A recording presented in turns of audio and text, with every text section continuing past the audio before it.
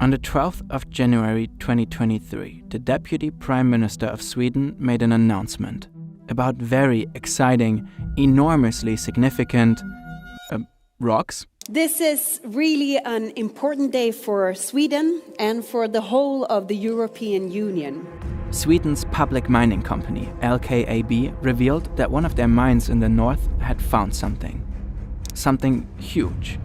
Kiruna is the largest, most modern iron ore mine on the planet. It produces around 80% of all the iron ore mined in the EU.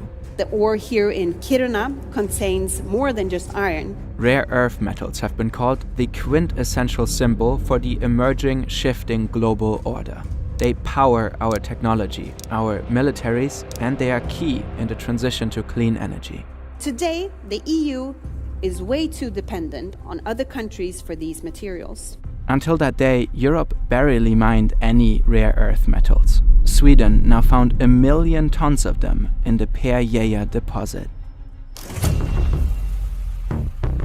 This discovery stands to change Sweden and also the relationship between Europe and other world powers forever. China supplies actually 98% of rare earths. Another big jackpot for India. Southern Africa's rare earth minerals. Australia is the world's third largest producer of rare earths. The United States has fallen behind in the production of critical rare earth minerals.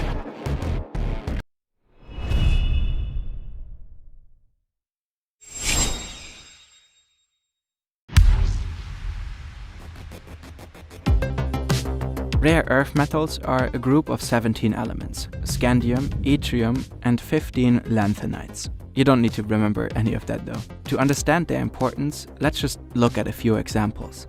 This is you. As you're enjoying the comfort of your home, you're interrupted by a notification. To create such a small action, we need magnets created with the rare earth metal neodymium. Okay, you're done with your video, head outside and hail a cab. You're no peasant and go for the Uber Black. Its engine requires neodymium magnets to convert electricity into motion. The battery of the taxi has partially been charged by wind turbines or maybe even nuclear energy. The wind turbines require powerful magnets to convert motion into electricity using almost a full metric ton of, you guessed it, good old neodymium. Also around 180 kilograms of dysprosium. The reactor's control rods are laced with europium. The taxi goes to the airport where you board an aircraft that will take you straight to Ibiza. Super Snake made you go. Parts of the benefits they provide, rare earths are sneaky and they hide well. Mining them commercially is difficult. You have to sieve through a lot of ore just to extract a little. What makes it even more complicated is that some countries have a lot of them and some a lot less. Europe imports around 98% of all of its rare earth metals from China. Even europium, which is used for anti-counterfeit watermarks on euro bills, comes entirely from China. All that is an enormous problem and the main reason Peergeja is such a big deal.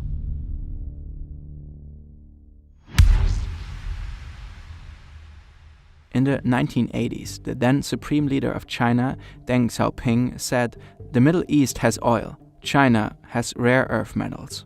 By 2010, China had suffocated the competition and acquired an effective monopoly on rare earth elements, providing over 90% of the global supply.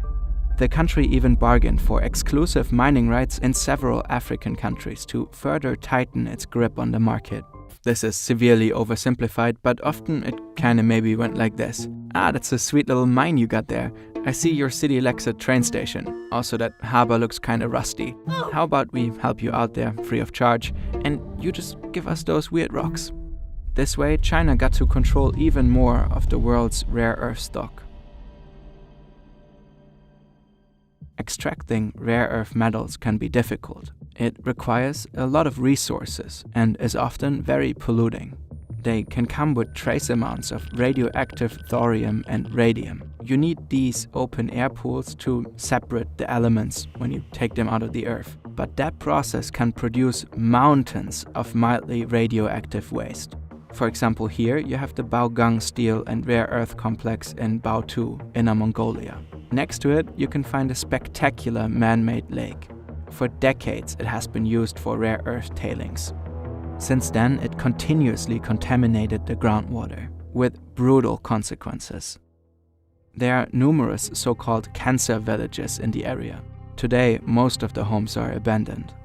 By practicing lenient, non-existent environmental policies, China was able to keep prices low enough to annihilate most of their competition. For decades, the country provided the world with a cheap and plentiful supply. In 2021, it controlled 2/3 of all mining, 85% of all refining, 90% of all extracted metal, and 93% of all magnets. But that monopoly also gave the country great political power. Since the late 2000s, China's export policies caused several massive price swings on the rare earth market. Some countries accused China of using rare earth exports as a political weapon.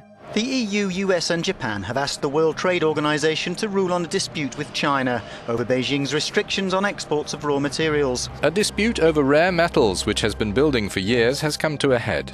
In 2012, the US, EU and Japan even sued China over supposedly abusing its monopoly. Now, if China would simply let the market work on its own, we'd have no objections. But their policies currently are preventing that from happening. Especially the US was getting increasingly worried. You see, next to iPhones and wind turbines, rare earths are needed for something else: advanced weaponry.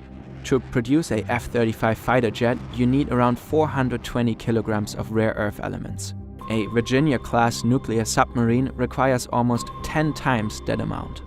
Many modern missile guidance systems need rare earth metals. So do night vision devices, communications equipment, navigation systems, stealth technology, drones, satellites, the list goes on.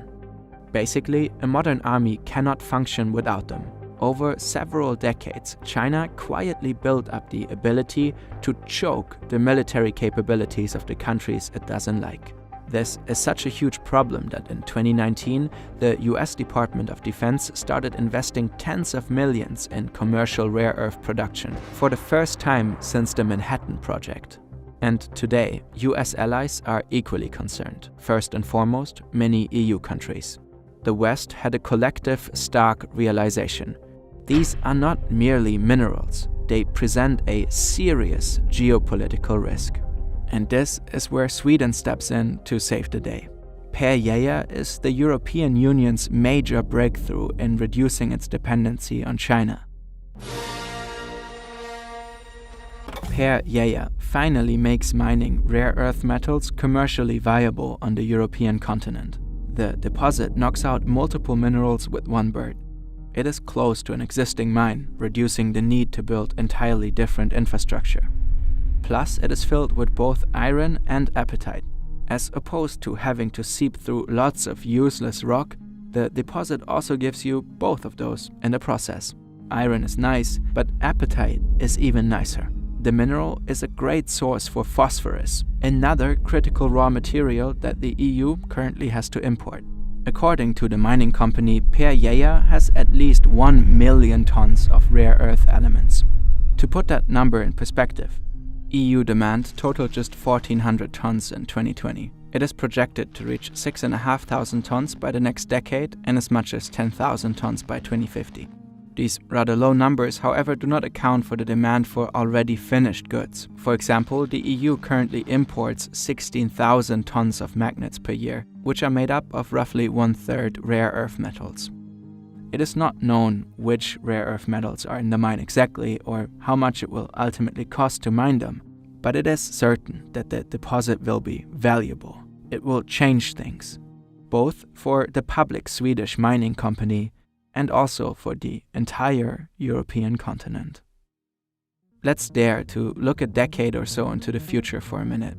Some of LKAB's biggest clients are European car manufacturers. Close to Kiruna, you can find new factories belonging to Volkswagen, Peugeot and others.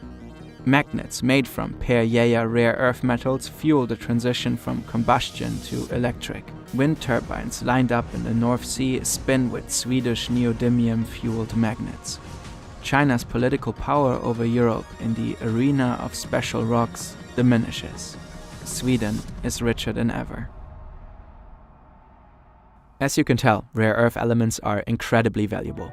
But what's even more useful is capitalizing on them by understanding how they work. There's a quick and easy way to deepen your understanding of such physical and mathematical concepts.